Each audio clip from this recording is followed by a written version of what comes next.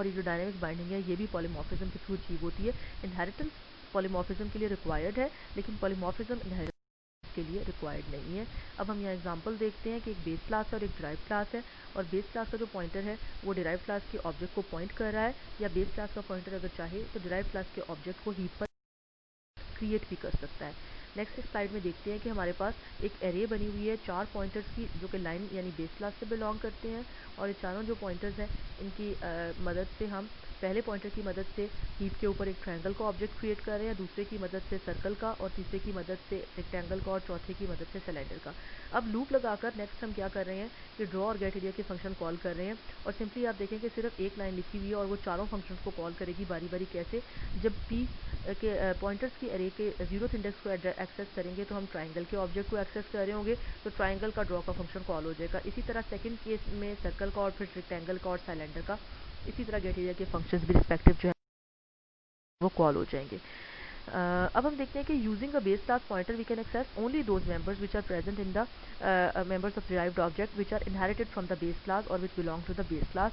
इसकी रीज़न ये है कि बेस क्लास के पास सिर्फ अपना नॉलेज मौजूद होता है कि अब उसके मेरे पास क्या मौजूद है, लेकिन बाद में डिराइव्ड क्लास के उसके अंदर क्या कुछ ऐड कर देती है, इसका नॉलेज उसके पास मौजूद नहीं होता। जैसे कि हम इस कोड के एग्जाम्पल से देखेंगे कि एक बेस क्लास है उसमें शो का फंक्शन है, और एक डिराइव्ड क्लास है उसमें भी शो का फंक्शन है। अब मेन में जब हम बेस क्लास का ऑब्जेक्ट बनाते हैं और डिराइव्ड क्लास का ऑब्जेक्ट बनाते हैं और उनकी मदद से डॉट लगा के शो का फंक्शन कॉल करते हैं, तब तो रिस्पेक्टिव फंक्शन कॉल हो जाते हैं, यानी b1 डॉट शो से बेस का और d1 डॉट शो से डिराइव्ड का।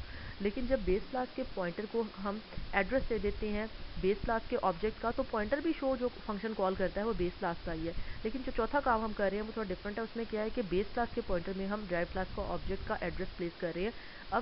अब क्या अब की बारी जो शो का फंक्शन कॉल होगा वो कौन सा है? वो फिर से बेस क्लास का फंक्शन ही कॉल हो रहा है। यानी यहाँ पर पॉइंटर बेशक डिराइव क्लास के ऑब्जेक्ट को पॉइंट कर रहा है, लेकिन कॉल किस फंक्शन को कर रहा है? बेस क्लास वाले को। इस चीज़ को जो है ठीक करने के लिए हम वर्चुअल फंक्शन इस्तेमाल करते हैं। यहाँ पर एक और रूल डिस्कस किया गया नेक्स्ट स्लाइड में कि जो बेस क्लास का ऑब्जेक्ट पॉइंटर है वो अपने अंदर डिराइव क्लास के ऑब्जेक्ट के एड्रेस को स्टोर कर सकता है, लेकिन डिराइव क्लास का जो पॉइंटर है वो अपने अंदर बेस क्लास के ऑब्जेक्ट के एड्रेस को स्टोर नहीं कर सकता। कंपाइलर एरर आती है।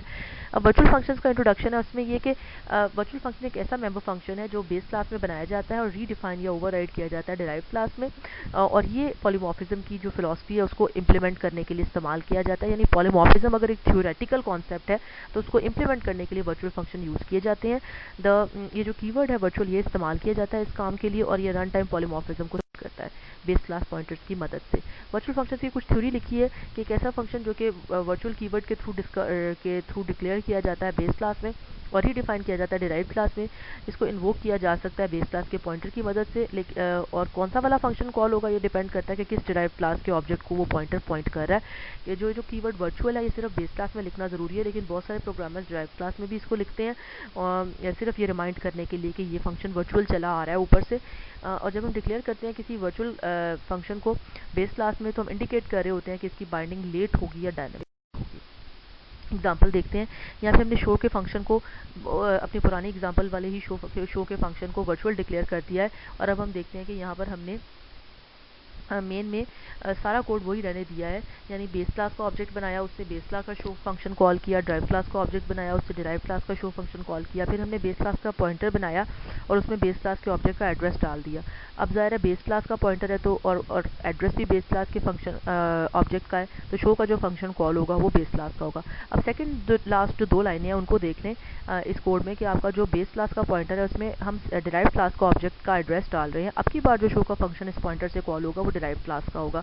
इस तरह से हमने वर्चुअल फंक्शन के थ्रू ये एबिलिटी दे दी है अपने बेस क्लास के पॉइंटर को कि वो डिफरेंट फंक्शंस को कॉल कर सकता है based on the type of object to which it is Poynting.